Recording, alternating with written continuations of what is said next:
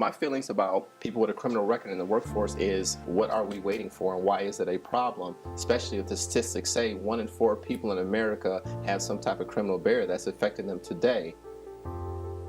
My name is Richard McLemore II.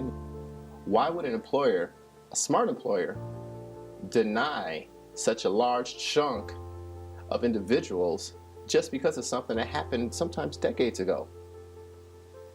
In 2013, the Minnesota legislature amended the Criminal Offenders Rehabilitation Act to prohibit private employers from seeking criminal history information prior to interviewing a candidate or extending a conditional job offer. This legislative effort, known as Ban the Box, provides grace and redemption to those who seek to fully rejoin society. I have a criminal background. I have a very severe felony. I actually took someone's life when I was 17 years old, and because of my case being tried as an adult, even though I was still a youth, it comes up when they do a BCA or some type of state or federal background check on me.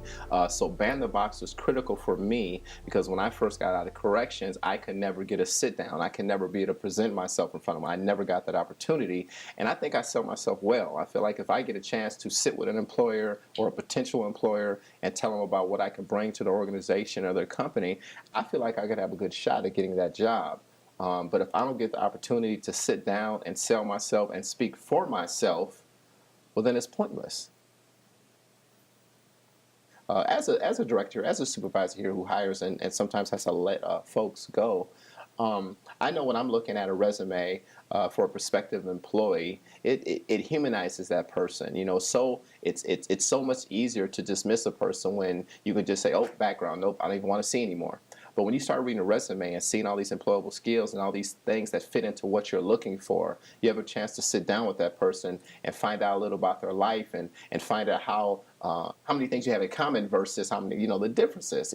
It makes you see them as a human being. And it's hard to dismiss someone when they've sat in front of you and told you about their life and their passion, and you shared some of those passions. It's a whole lot harder to dismiss that person just because you're privy to one bad moment in their past that could be 10, 20. My crime's 20 years old and I've still held accountable to it. So there's no statute of limitation on a person's feeling about another person once they know that information.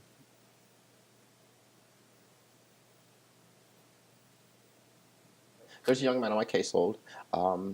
When he was in his early 20s, maybe even 18 or 19, he has some run-ins with the law. He was selling drugs.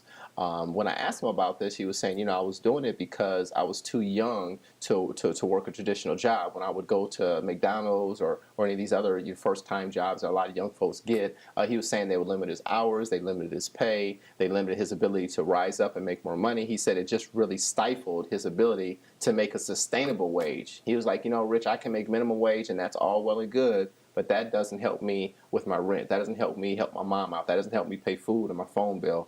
And now today, if I'm not mistaken, the last time he came to talk to me, I think he's making $49 an hour, full benefits. He's with a construction company, a big construction company that's very conscious of his historical barriers, and they also understand what he brings to the table today, though.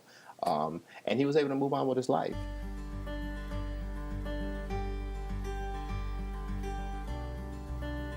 What I would tell employers that may have a problem or a concern with hiring someone with a criminal background is to take a chance.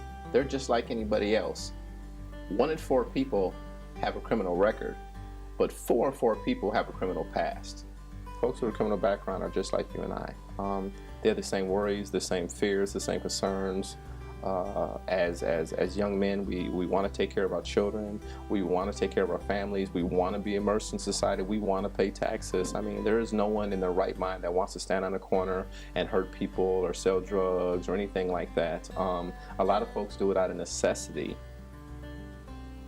I really, really want to stress the fact that you have to handle your position, especially if it's a position of power, with the conscience, with a sense of empathy. You don't always have to go through it to understand what a person is going through and make a decision based on that thinking.